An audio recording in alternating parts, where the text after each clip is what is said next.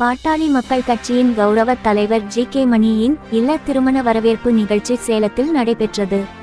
நிகழ்ச்சியில் முதல்வர் மு.க. ஸ்டாலின், முன்னாள் முதல்வர் பன்னீர்செல்வம், மருத்துவர் ராமதாஸ், அன்புமணி ராமதாஸ், மேட்டூர் சட்டமன்ற உறுப்பினர் சதாசிவம், சேலம் மேற்கு சட்டமன்ற உறுப்பினர் அருள் உள்ளிட்ட முக்கிய பிரமுகர்கள் கலந்து கொண்டனர்.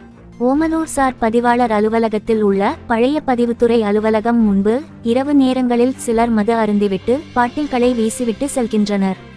இரவு நேரங்களில் பதிவுத்துறை அலுவலக வளாகம் திறந்த வெளி மதுபான விடுதி போன்று செயல்படுகிறது.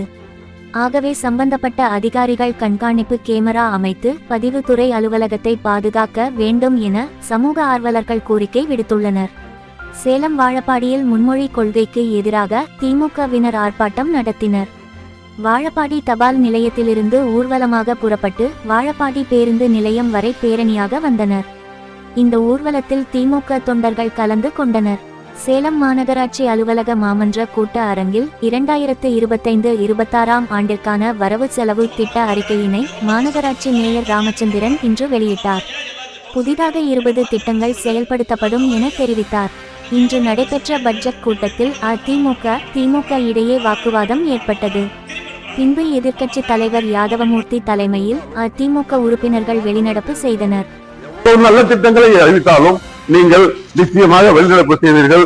அதை எதிர்த்து நீங்கள் எங்களை எதிர்ப்பது அது வழக்கமான ஒன்று, அதை பத்தி இல்ல. ஆனா இன்னைக்கு தமிழ்நாட்டுக்கு வந்திருக்கக்கூடிய 10 அம்ச கோரிக்கைகளை நிறைவேற்ற வலியுறுத்தி ஜாக்டோ ஜியோ கூட்டமைப்பின் சேலம் மாவட்டம் சார்பில் கோட்டை மைதானத்தில் மாபெரும் ஆர்ப்பாட்டம் நடைபெற்றது. இந்த ஆர்ப்பாட்டத்தில் அரசு பள்ளி ஆசிரியர்கள், அனைத்து துறை அரசு பணியாளர்கள், ஊழியர்கள் என 500க்கும் மேற்பட்டோர் கலந்து கொண்டனர். மார்ச் 1 நடைபெற இருந்த சேலம் பெரியார் பல்கலைக்கழக பதிவாளர் பணிக்கான நேர்காணல் ஒத்திவைக்கப்பட்டது. அரசு கல்லூரி ஆசிரியர் சங்கம், பல்வேறு அமைப்புகளின் கடும் எதிர்ப்பை அடுத்து நேர்காணல் ஒத்தி வைக்கப்பட்டுள்ளது. சேலம் மாநகராட்சி 47வது வார்டு பகுதியைச் சேர்ந்த பெண்கள் சேலம் மாநகராட்சி அலுவலகம் வந்தனர். காலி குடங்களுடன் நுழைவாயிலில் அமர்ந்து தர்ணா போராட்டத்தில் ஈடுபட்டனர்.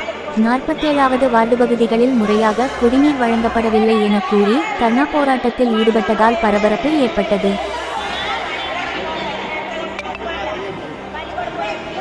சேலம் ஆட்சியர் அலுவலக அரசு ஊழியர்கள் ஏற்கனவே அறிவித்தபடி ஒட்டுமொத்த விடுப்பு எடுத்து போராட்டத்தில் ஈடுபட போவதாக கூறியிருந்தனர். அதைத் தொடர்ந்து அனைத்து ஊழியர்களும் போராட்டத்தில் கலந்து கொண்டதால் கலெக்டர் அலுவலகத்தில் உள்ள அனைத்து இருக்கைகளும் காலியாக வெறிச்சோடி காணப்பட்டது.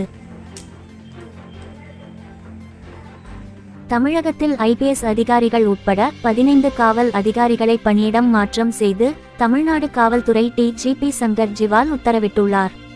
ராமநாதபுரம் மாவட்டத்தில் காவல்துறை ஏஎஸ்பியாக இருந்த சிவராமனுக்கு பதவி உயர்வு அளிக்கப்பட்டு சேலம் வடக்கு காவல்துறை துணை ஆணையராக நியமிக்கப்பட்டுள்ளார். மத்திய அரசு கொண்டு வந்துள்ள மும்மொழி கொள்கையை எதிர்த்து சேலம் கோட்டை பகுதியில் உள்ள ஸ்டேட் பாங்க் அலுவலகம் முன்பு அனைத்து மாணவர் இயக்கங்களின் கூட்டமைப்பு சார்பில் போராட்டம் நடைபெற்றது.